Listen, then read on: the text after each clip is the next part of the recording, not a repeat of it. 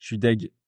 Je viens d'apprendre que Oumar Sy contre Trocoli n'aura pas lieu, alors qu'on a fait une top analyse avec Brian. Donc on la poste quand même. On la poste ici. Je sais que c'est un peu nul d'écouter des analyses sur des combats qui n'ont pas lieu, mais comme on a fait le taf, on s'est dit qu'il y a toujours des informations qui sont bonnes à prendre, même si le combat n'a pas lieu. Donc on vous le met à disposition. Profitez bien. Un Français à 9-0 à l'UFC chez les light heavyweight. Oumar Sy fait ses débuts ce week-end contre un autre nouveau venu en Antonio Trocoli qui remplace Bellato blessé. Alors je sais, on a un Français, on est derrière lui et moi personnellement je kiffe Oumar, mais là je me dois d'être à fond derrière Trocoli. Je vais être à fond derrière lui pour qu'il fasse le poids, qu'il soit bien préparé, en bonne santé, qu'il fasse une belle récup après la pesée et pouf, une fois dans la cage, let's go Oumar. Ouais non, là je peux pas, je t'avoue, Gomis, Jousset annulé. Non, il faut qu'on ait un Français dans l'octogone ce week-end. Bref, l'intro est pas terrible, mais par contre notre intro est très belle. Yo, this is Dustin Poirier. Bienvenue à Fight Minds. Bienvenue sur Fight Minds.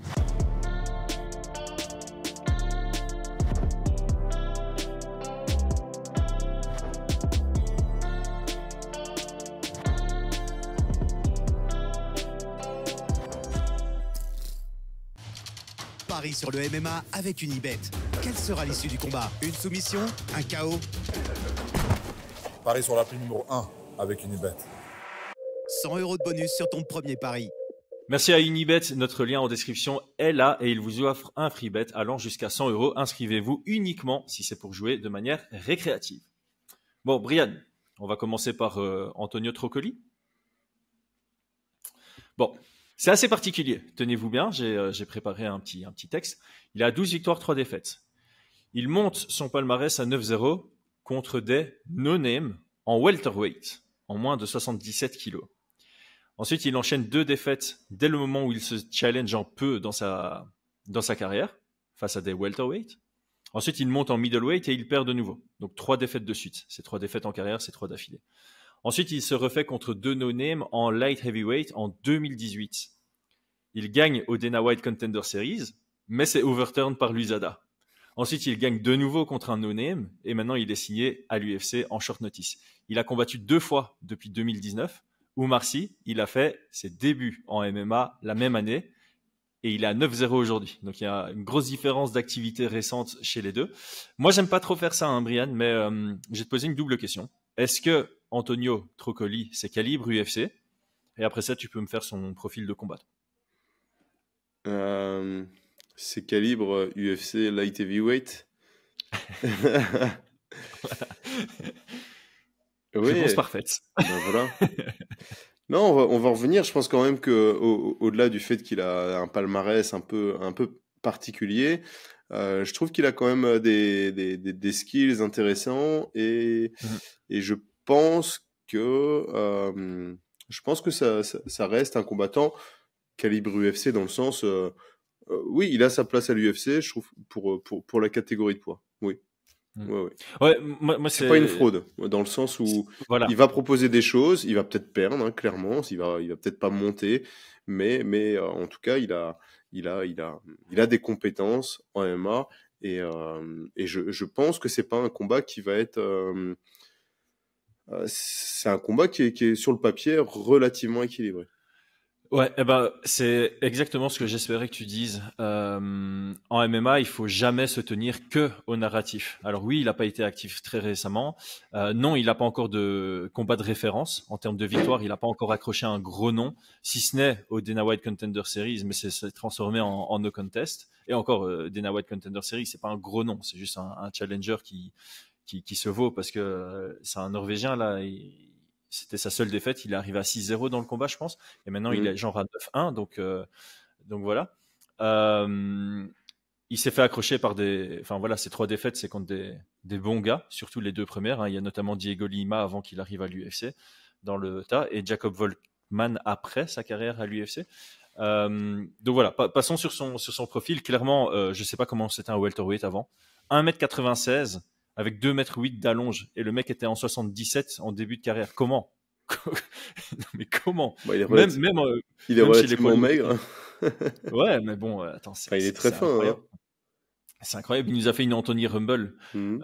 Tu vois, genre, il était en welterweight, tu comprends pas pourquoi. Il fait un petit combat en middleweight. Rumble, il avait complètement raté la pesée à ce moment-là. Et puis, il passe directement en light heavyweight, voire même en poids lourd, hein, par la suite, Anthony Johnson. Donc voilà. Comment est-ce que tu le décrirais? Au-delà de sa taille, forcément, qu'il utilise à assez bon escient, qu'est-ce qu'il y a d'autre chez lui? Moi, je le décrirais donc comme alors, apparemment un gaucher, mais je pense que c'est quelqu'un qui privilégie la garde ouverte plutôt qu'être gaucher en soi, tu vois. Ouais, parce qu'il est capable en droitier. On l'a vu notamment contre Diego Lima où il Mm. passe beaucoup de son temps en droitier. Ouais. Donc c'est un combattant qui va privilégier la garde ouverte et effectivement, ça se comprend parce que la première chose qui m'a frappé, c'est qu'en termes de striking, il a une bonne compréhension de la garde ouverte dans ses combinaisons. Donc, il va aller chercher la main la plus proche avec le hand trap. Il va utiliser ses kicks, il va utiliser son bras arrière, ses déplacements. Je trouve qu'il a une bonne gestion de l'espace debout. Ouais. Et je pense qu'il a un bon jiu-jitsu brésilien. Ouais. Il est vif et rapide pour la catégorie. Je trouve ça pas mal. Je pense pas qu'il ait des grosses compétences en lutte. On a vu parce que sur ces 3 défaites, hein, les 2 défaites, c'est contre des gars qui sont partis à l'UFC, si je dis pas de bêtises. Il a 3 défaites, une contre Diego Lima qui est allé à l'UFC. Et Volkmann qui est allé à l'UFC aussi, hein, c'est ça. Hein. Qui était à l'UFC avant. Ouais. Volkmann, moi, quand j'ai regardé son palmarès, j'ai fait attends, c'est un mec que je kiffais, ça, Volkmann, mais il y a très longtemps, genre au début que je regardais l'UFC. Ouais. Hein. Et les 2 profils, en tout cas Lima et Volkmann, donc les 2 profils au Legacy, donc c'était aux États-Unis, c'était des petits lutteurs, tu vois, qui ont vraiment lutté avec lui. Et il était sans réponse.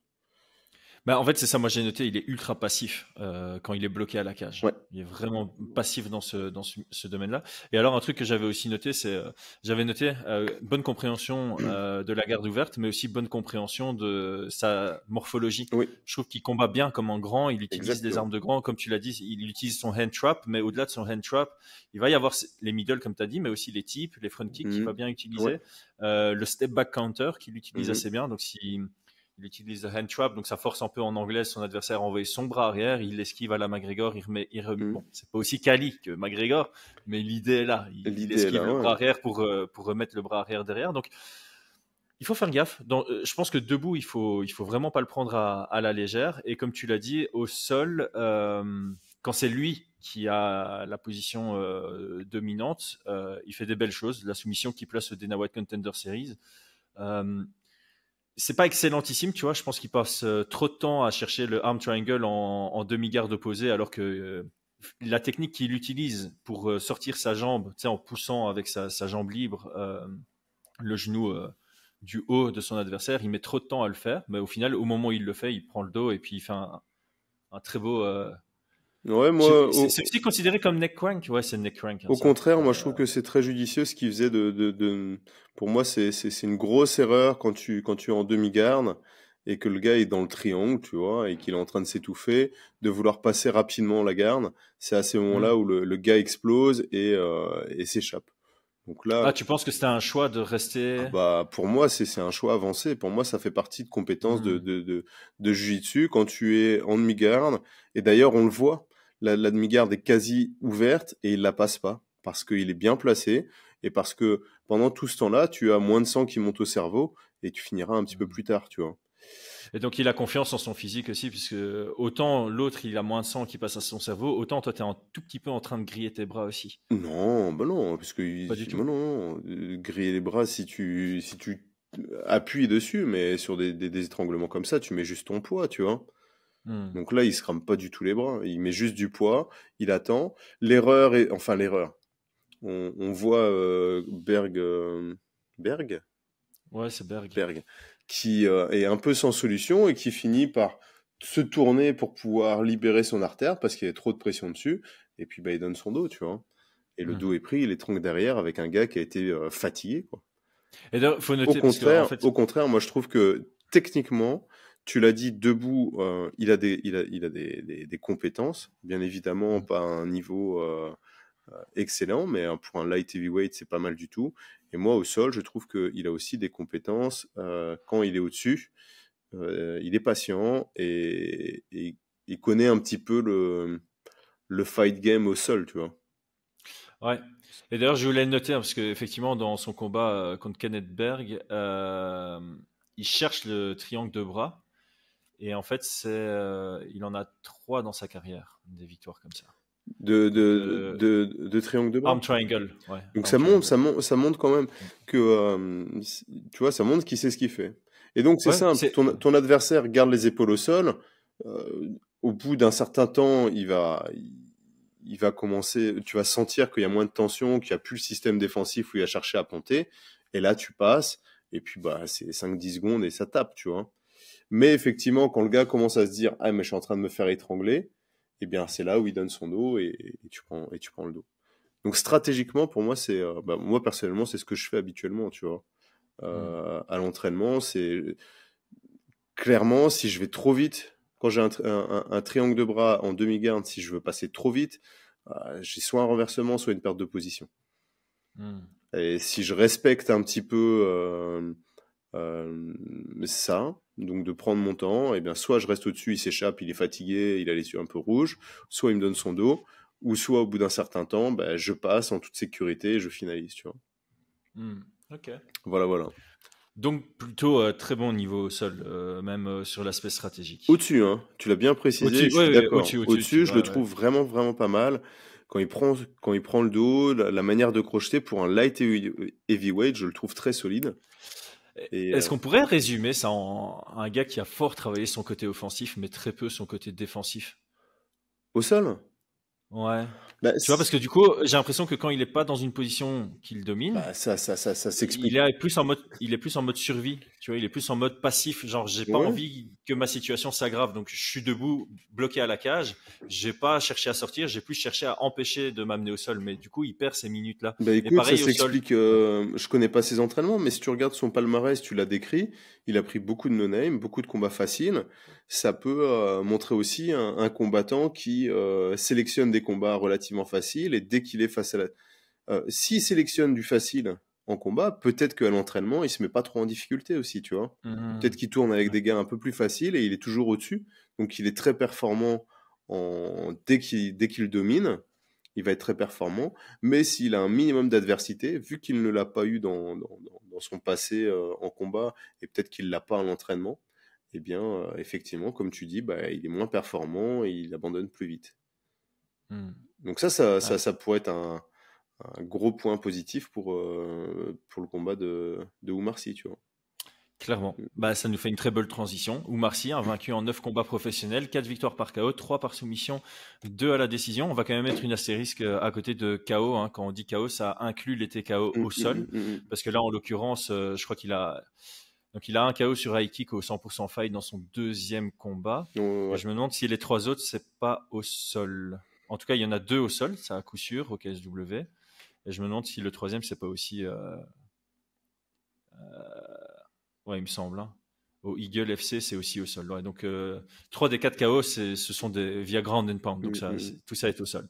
1m95 avec 2m13 d'allonge. Donc, pas du tout à rougir de la taille et du frame de son adversaire, que du contraire.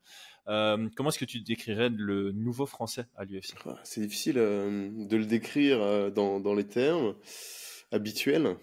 Mais je le décrirais comme un lutteur MMA, je dirais ça comme ça. Donc sa stratégie, elle est relativement simple. Mettre son adversaire dos au sol et le tabasser, soit obtenir son TKO, soit prendre le dos et l'étrangler, tu vois. Pour moi, c'est vraiment sa stratégie. En tout cas, j'ai surtout vu ça. Donc, il faut pas se faire un peu avoir par sa première victoire par KO avec le high kick. Je le décrirais même presque pas comme un striker, tu vois. Je pense qu'il a un striking décent. Mais en tout cas, stratégiquement, la direction, au-delà d'être la victoire, c'est de mettre au sol et taper. Il a un grand end-pan très puissant, très vicieux, et je trouve que c'est vraiment une de ses meilleures compétences. Ouais, je suis assez d'accord. J'ai l'impression qu'il sait ce qu'il vaut, dans quel département, et donc il connaît son chemin vers la victoire contre ses adversaires. C'est généralement dans le département de, comme tu l'as dit, de la lutte et du grappling. On sent que c'est un produit en phase de progression aussi, hein. Mm. Il s'affine de combat en combat. Techniquement, hein, il s'affine pas physiquement. Les low kicks commencent à bien partir, donc on sent quand même qu'il y a un travail qui se fait debout pour sa progression. Personnellement, je pense que c'est dans son intérêt de plus prendre la voie du spécialiste que de devenir complet. Tu vois, Mm. on parle souvent de ça. Est-ce que tu veux être un spécialiste? Est-ce que tu veux devenir plus complet? Je pense qu'il a plus à jouer dans sa carrière à continuer à progresser en grappling et juste développer un jeu en pied-point qui lui permettrait d'avoir des meilleures entrées en lutte, parce que à l'arrest contre Pauline Béguet, Paulin Béguet, c'est ouais. Paulin Béguet, on le sent 2-3 fois partir de très très loin sur sa lutte, et face à des mecs qui ont un bon timing, ça pourrait être dangereux. Donc voilà, travailler son striking juste pour peut-être avoir des meilleures entrées sur sa lutte. Mm. Très bon cage control, je trouve. Et à la cage, très bon pour amener ça au sol. Et comme tu l'as dit, au sol, voilà, excellent contrôle, un bon nez pour le finish. Il arrive à bien créer sa distance pour envoyer ses frappes. Être très ennuyeux avec ses frappes, c'est difficile de les défendre et de venir recomposer, venir le coller contre soi. Une fois qu'il a créé sa distance et qu'il envoie ses frappes, généralement, ça amène vers la fin du combat. Ouais, ouais, ouais. Dans ces points négatifs, parce que tu as parlé du palmarès d'Antonio Troccoli, mais il n'a pas une grosse opposition non plus, hein. Bah, en fait, on a attendu son 5e combat professionnel pour avoir quelqu'un qui avait un palmarès en MMA, parce que ses 2 premiers combats, c'est contre 0-0, son 3e combat contre un 1-0, son 4e combat contre un 0-0. Alors, c'est pas une critique du tout, hein, Non, bien sûr. quand tu es à 0-0, tu prends un 0-0, rien de choquant. Quand tu es à 1-0, tu prends un 0-0, rien de choquant. Quand tu es à 2-0, tu prends un 1-0, rien de choquant. Quand tu es à 3-0, tu prends un 0-0, ouah, ça va encore. Surtout que Daniel Zgvor, c'est devenu quelqu'un qui était pas trop mal et qui avait fait quelques combats quand même à l'octagone avant en amateur ou en exhibition. Donc voilà, franchement, rien de choquant. Rien de Et puis, choquant, mais en tout cas, voilà, un bon management. Il a toujours été favori sur ses combats, je pense, quasiment, tu vois. ouais, je pense, hein. Je regarde là Il y a sur peut-être contre Tapology. Paulin. Ah non, huge favori. Ah ouais. Non, puisque contre Paulin, il était à 2-0, Paulin, à ce moment-là. Ouais, Donc, mais il était large favori à moins 1000, tu vois. ouais. Il y a juste son premier combat au KSW où c'est un pick-em, comme on dit, un Mm, 50-50. Ouais, Donc, ouais. ouais.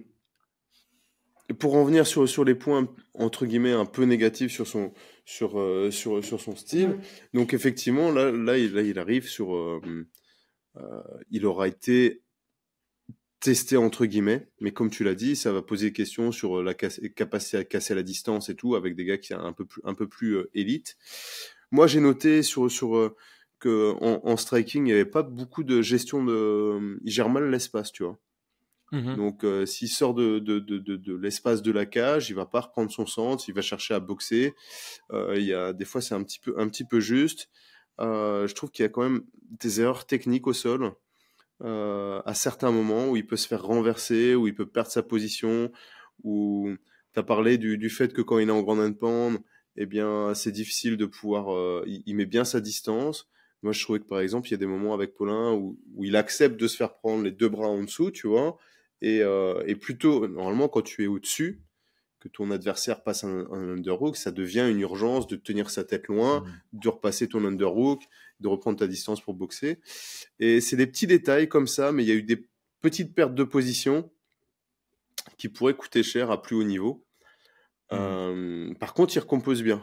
S'il est en dessous, il va chercher un petit peu comme Demian Maia, tu vois, son underhook, sa demi-garde, se relever, réattaquer dans les jambes. Ça, il le fait très très bien. C'est peut-être ça le problème, hein. Bon, là, on est complètement dans des hypothèses et on spécule, mais tu vois, les mecs qui ont ultra confiance en leur jeu sur leur dos, ils sont un peu moins attentifs, un peu moins dans l'urgence quand il y a un début de menace de sweep. Et puis, à partir du moment où ils commencent à travailler sur contrer le sweep, bah, c'est trop tard. Et c'est peut-être une amélioration à son jeu. C'est bien, tu as confiance sur ton dos, mais dès le moment où il y a une menace éteins la menace et puis retravaille offensivement. Ah, quand je disais qu'il se laissait passer les underhooks? Ouais, Et tu dis que, Ah tu non, vois, je pense pas il que. met pas une urgence sur travailler là-dessus, tu vois. Ah non, non, je pense pas que ce soit en lien à ce qu'il ait pas peur il aime pas être. Enfin, moi, sur les combats, je le vois pas être confiant quand il est sur son dos. S'il est sur son dos, il travaille comme Demian Maia pour Ouais. reprendre une position au-dessus. Non, pour moi, c'est un. T'es au-dessus, tu oublies le risque qu'un underhook peut avoir, tu vois. Ouais. Et non, parce que suite à ça, il s'est pas retrouvé en dessous. C'est pas quelqu'un qui va tirer la garde trop facilement non plus, tu vois. Ok, ok. Non, non, non. Mais c'est des tout petits détails qui lui font perdre un petit peu de temps et qui montrent aussi qu'il y a une belle marge de progression en tout cas. Ouais. Ouais, mais je t'allais vite fait sur son Instagram hier et il y a une seule photo de lui avec une ceinture, c'est une ceinture Bleu. bleue. Donc je sais pas s'il est passé à violette depuis, Ouais, parce que c'était il y a quelques temps. Hein. ou si simplement il se concentre sur le MMA et qu'il a arrêté de travailler avec un Non, par kimono. contre, tu parles du Jiu-Jitsu, il s'entraîne au MKT. MKT, qui est un très très bon club de Jiu-Jitsu brésilien, tu vois. Et, Bah, c'était le 15 mai 2023, les photos avec, ouais, donc avec la ceinture bleue. c'est pas il y a pas si longtemps, donc peut-être qu'il a eu sa violette entre temps, mais en tout cas, c'est un très très bon club de Jiu-Jitsu brésilien, et c'est vrai que je pense qu'il est, ouais, ça se voit pour un light heavyweight qu'il a des très bonnes compétences aussi. Au sol, il y a des petites erreurs dans. Oui, peut-être que tu as raison, tu vois, quand tu dis que comme il est confiant un peu partout, ça le dérange pas trop de se retrouver sur son dos.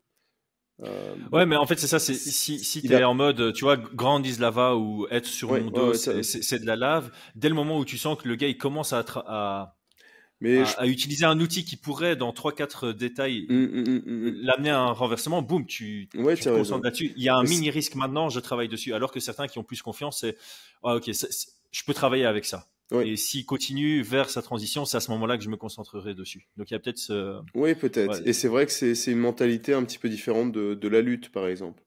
Les Mhm. lutteurs, tu peux pas te permettre de te faire mettre les épaules au sol ou même menacer d'avoir les épaules au sol.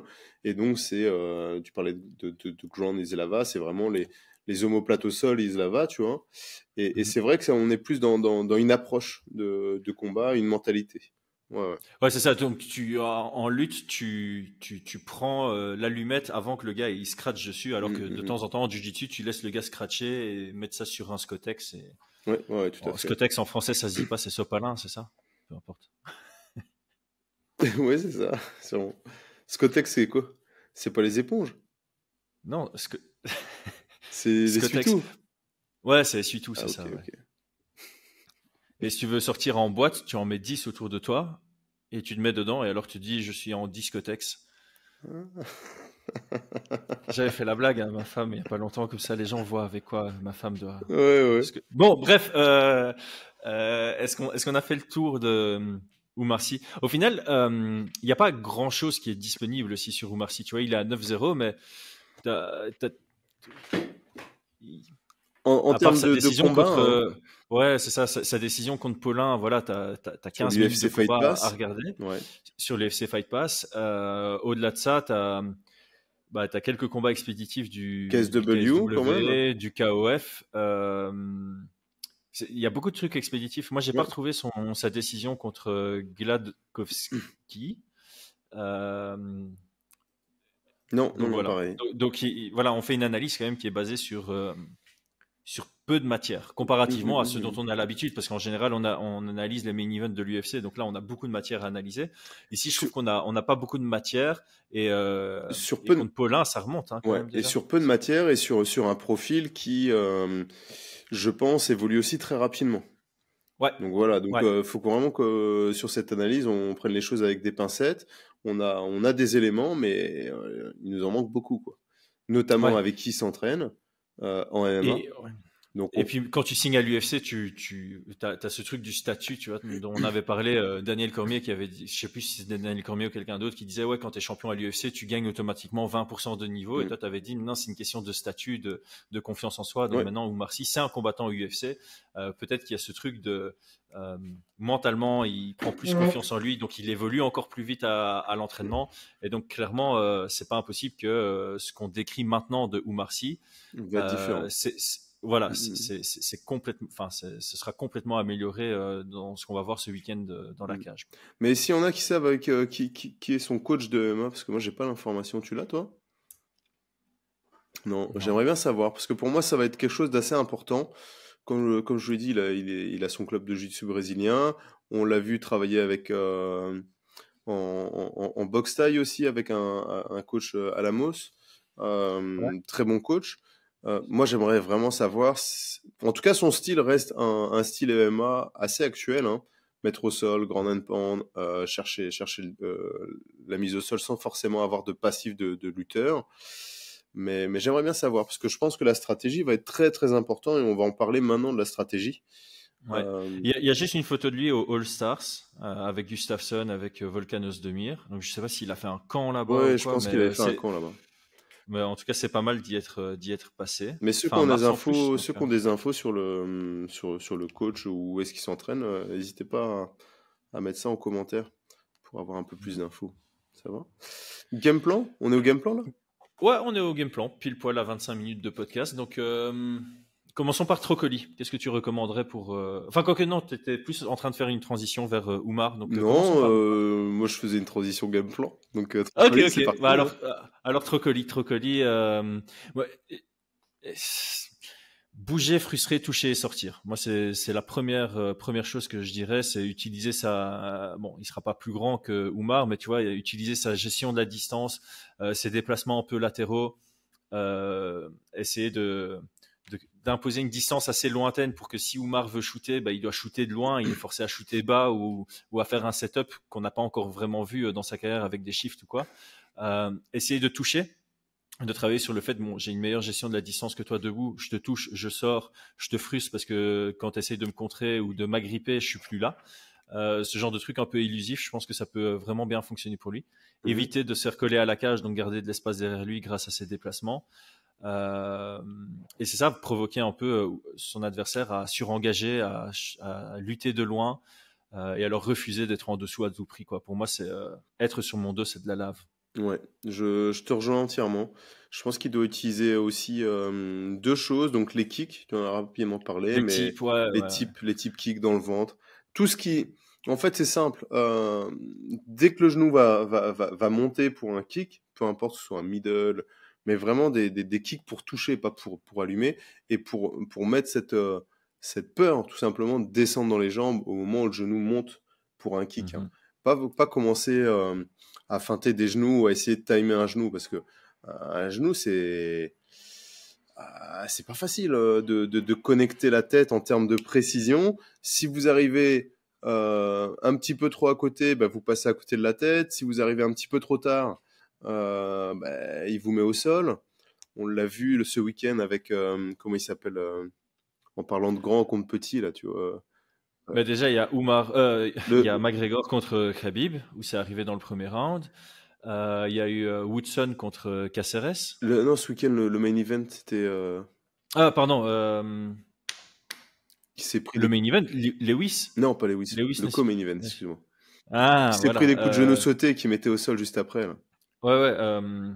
Buckley. Voilà. Donc, mais par contre, les kicks restent intéressants. Ils gardent longue distance et il y a quand même cette crainte-là.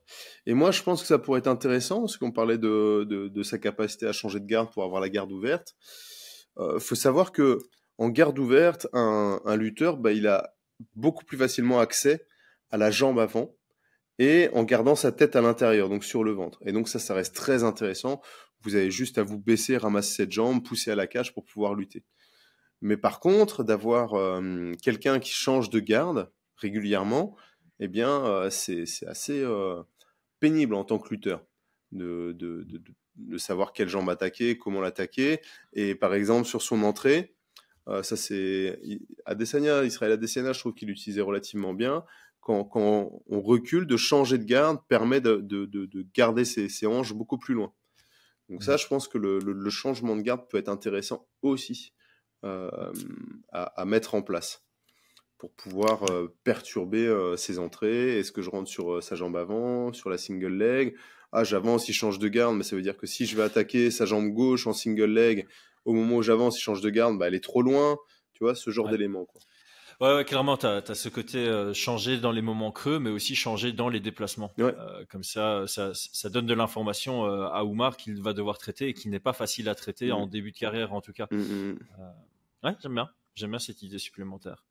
Du côté de Oumar, qu'est-ce qu'on recommande?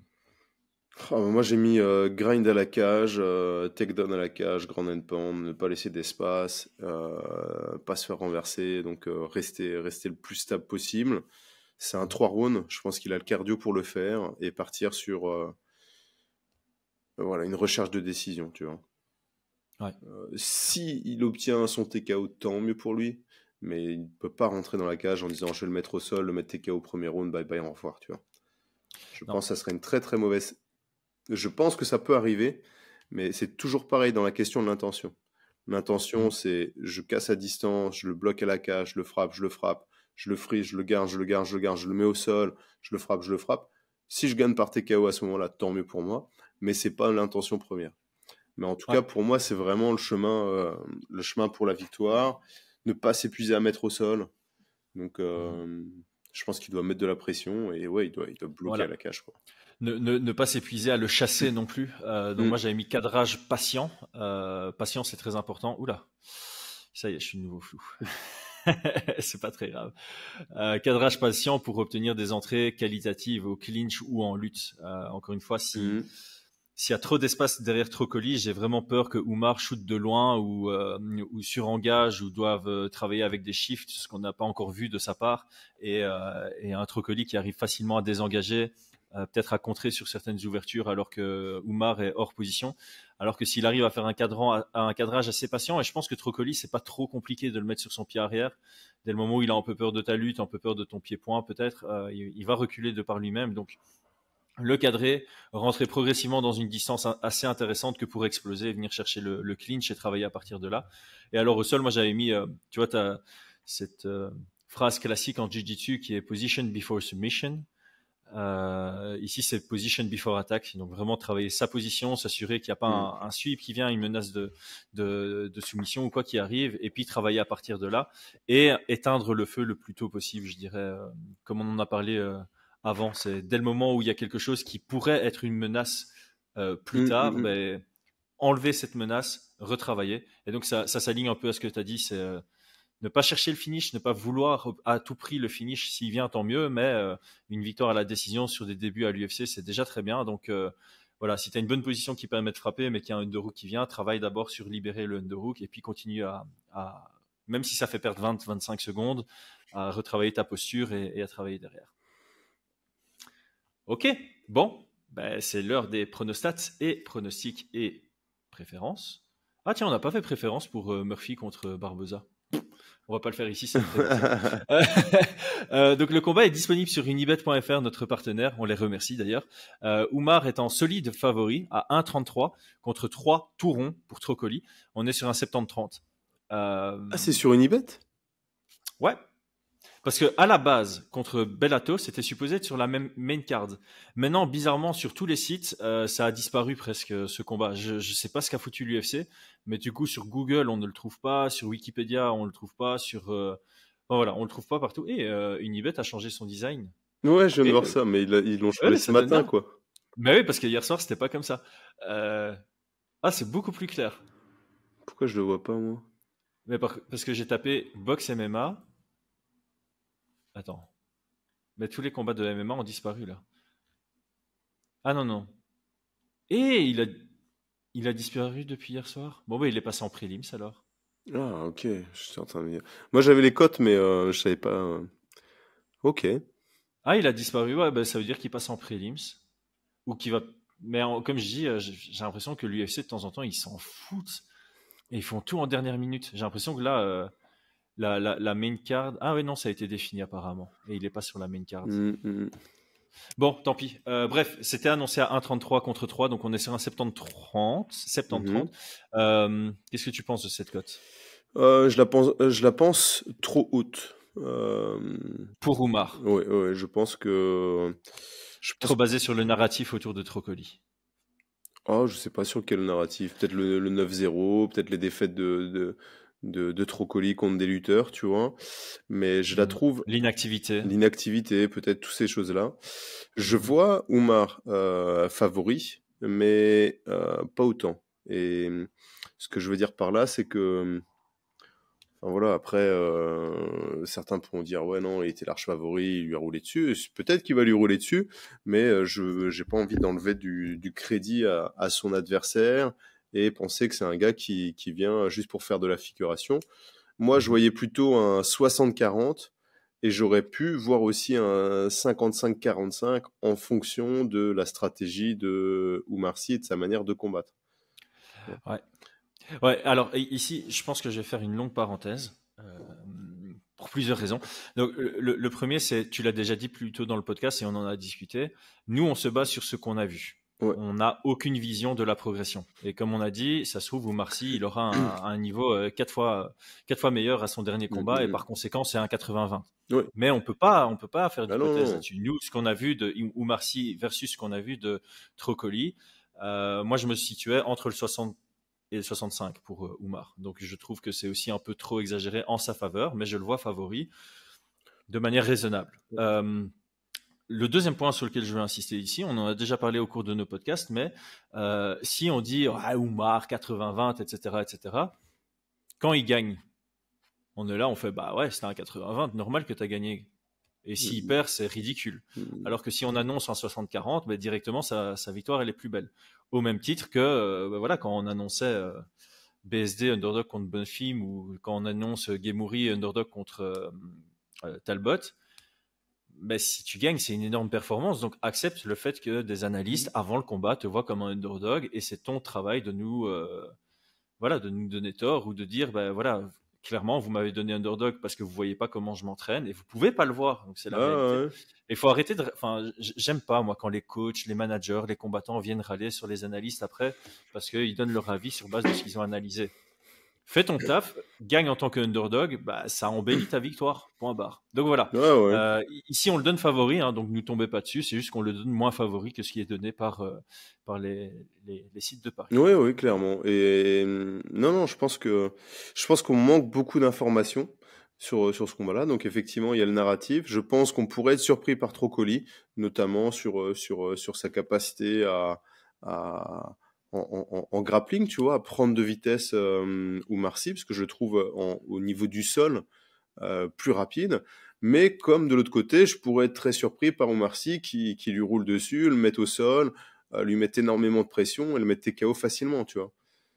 Donc c'est pour ça que pour moi, les deux scénarios, j'ai pas envie d'être surpris entre, tu vois, genre dire, bah non, entre Trocoli, il a absolument pas le niveau, et d'avoir quelque chose complètement différent, ou puis même, tu vois, dans sa capacité de boxer. En tout cas, moi, si c'était mon combattant, on va dire Oumar Sy, je dirais bien, va pas en disant que le gars c'est un cadeau, tu vois. Ah non, pas du tout. Il y a des dangers. Il y a des dangers si t'es pas il y a des sérieux. dangers partout, Ah hein, ouais. debout et au sol. Si Ouais. tu suis pas le game plan à l'aide, t'es pas sérieux, ça va être une défaite, mon ami. Donc t'as intérêt à être carré de chez carré. Donc voilà, donc c'est pour ça que je le vois quand même léger favori, mais je serais pas surpris d'une autre direction, tu vois. Et ça, Ouais. on a aucun, entre guillemets, contrôle là-dessus, tu vois, ni quoi que ce soit, quoi. Ouais, et puis, enfin, tous les scénarios sont possibles, comme tu dis. On n'a pas beaucoup de contenu, on ne sait pas comment les deux se sont préparés à ce combat. Clairement, c'est l'opportunité de la vie de Trocoli, qui vraisemblablement avait vraiment cette envie d'aller à l'UFC. Je pense qu'il a été un peu deg de rater de peu, mais ce qui pourrait justifier son inactivité. Mais à mon avis, là, sur le peu de temps où le combat était prévu, il s'est bien préparé. Ah bah, Et du côté de Oumar Sy, on l'a vu, il travaille son Muay Thai, hein, ça se trouve, il va venir, il va lui rouler dessus debout, on n'en sait rien. Mais voilà, de ce qu'on a vu, le chemin le plus sûr pour la victoire pour Oumar Sy, c'est d'aller mettre ça au sol. Et j'ai pas l'impression que ce sera très facile de casser la distance contre Trocoli. Et au sol, ce sera pas non plus une partie de plaisir parce qu'il y a des risques face à un Trocoli qui a un bon jiu-jitsu. Donc combat pas si simple que ça. Non, pas si simple. Je suis bien content d'ailleurs que ça ait été retiré du Unibet. Pourquoi? Mais tu sais, c'est le genre de combat où tu te dis, bah non. Dogger pass. Ouais, c'est une sorte de dogger pass, tu vois. J'aurais pas à me positionner dessus, tu vois. Je me serais pas positionné dans tous les cas, mais c'est clair que ça aurait pu être clairement pour moi, ça aurait pu être un dogger pass, tu vois. Ouais, parce que le 1,33 sur Oumar Sy, ça n'a pas de valeur selon moi. Ah non. Je vais le dire comme ça. Ouais, non. Je sais pas si le 3 pour Trocoli en avait pour autant, mais ouais, clairement, c'est plus un dogger pass. Moi, je me serais plus positionné peut-être sur un combat qui dure, si la cote était intéressante, tu vois. Ah ouais. Qui se termine au 3e round ou par décision, tu vois. Ça aurait été quelque chose qui me plaisait davantage. Mais bref, discussion inutile parce que, à moins que ça passe en main card avec des annulations, ce sera finalement pas dispo. Bon, Brian commence à y avoir un boucan en dehors de chez toi, là. Mais tu Je l'entends? crois que les gens...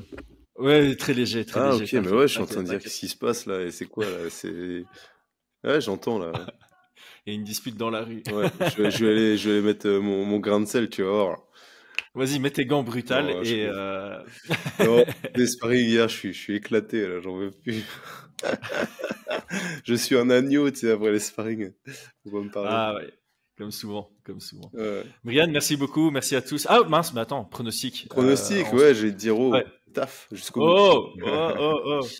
Décision pour moi de Oumar Sy. Pour moi, c'est mon pronostic.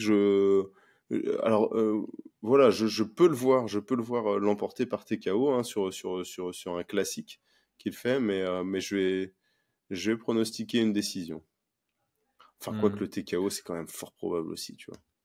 Bah, écoute, moi, la phrase que j'ai écrite, c'est « Je vois Oumar être capable de le finir, mais je vais me positionner sur la décision. » Voilà.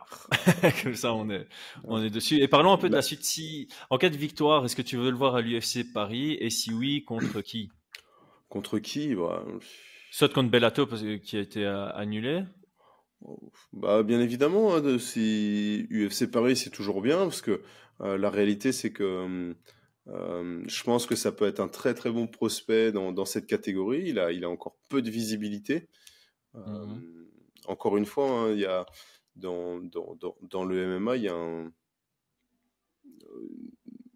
la non-visibilité ne veut pas dire que c'est quelqu'un, enfin, c'est peut-être quelqu'un qui privilégie plus le sport que les réseaux sociaux. Donc, allez lui donner de la force aussi vis-à-vis de ça. Ouais. Mais je pense que ça pourrait être une bonne stratégie de faire l'UFC Paris sur un adversaire potentiel. Moi, je préférais le voir encore s'il l'emporte contre de l'entrée light heavyweight à l'UFC.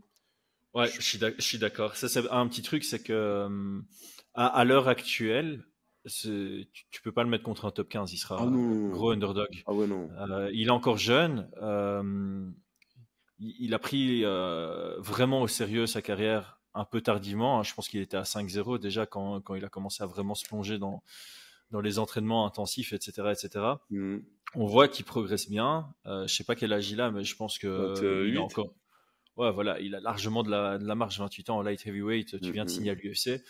Ouais, je pense que là, le management va devoir faire un travail de, ok, on fait pas une Benoît Saint-Denis, on te fait combattre, ok, l'UFC Paris parce que c'est une opportunité, puis on te laisse progresser et on prend l'escalier, quoi.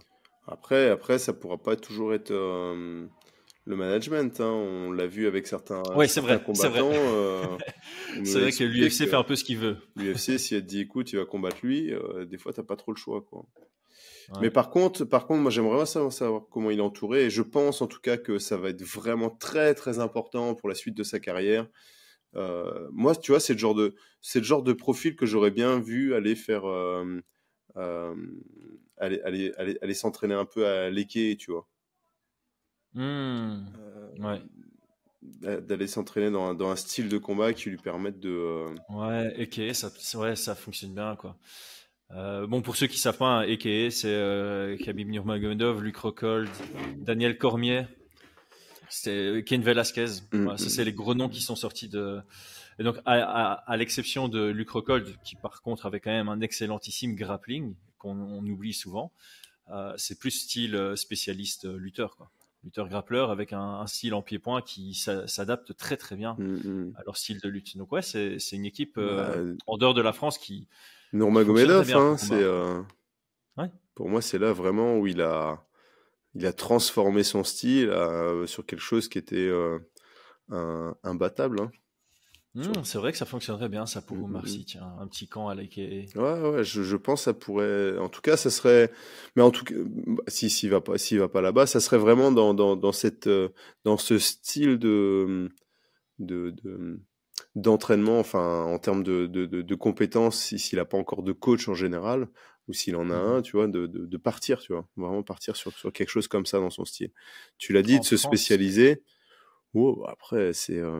en France, il y aurait qui il s'entraîne où Jati, c'est Jati Mélan Jati, c'était ça, l'ancien champion Cage Warriors, dont plus personne n'entend parler. Ah oui, je me rappelle. Tu te rappelles de lui? Ouais. Bah, c'était peut-être pas assez actif au sol, hein. C'était fort contrôle. Jati Mélan, c'est ça. Ah, bah il a changé sa nationalité maintenant. Ah non, c'est enfin Côte d'Ivoire sur Tapologie. Ah, on l'a plus vu depuis sa défaite contre Christian Leroy Duncan où il a perdu sa ceinture. Mais ouais, je sais pas. Congo Smashing Club Paris. Ah ouais. Ouais, peut-être que ça pourrait fonctionner. Bah, faut voir. Mais ça se trouve, il a déjà un entraîneur, mais je pense que quelques petits camps à l'équipe, ça pourrait être vraiment top. Il aura le style face aux Américains aussi, tu vois.